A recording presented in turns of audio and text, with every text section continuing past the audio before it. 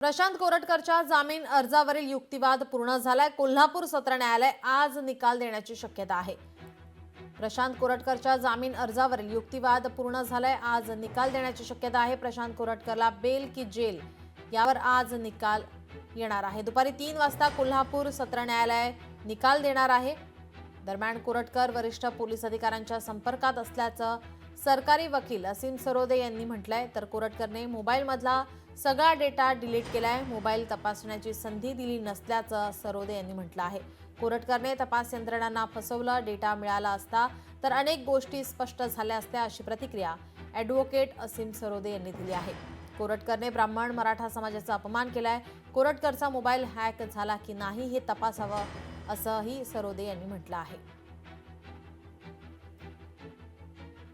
त्यांनी मोबाईल जरी सबमिट केला असेल तरी सगळा डेटा फॉर्मॅट केलेला आहे।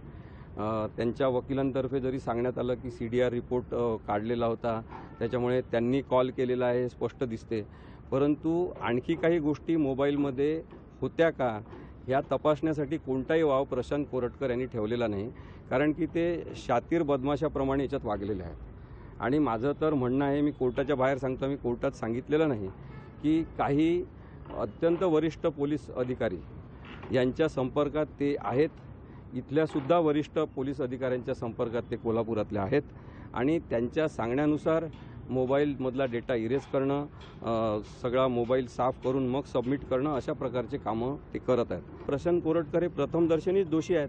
त्यांना जर खरोखर पोलिसांना सहकार्य करायचं असेल तर त्यांनी अरेस्ट होणं हेच आता आवश्यक आहे। लोकशाही मराठी ऐका, पहा, जागरूक रहा।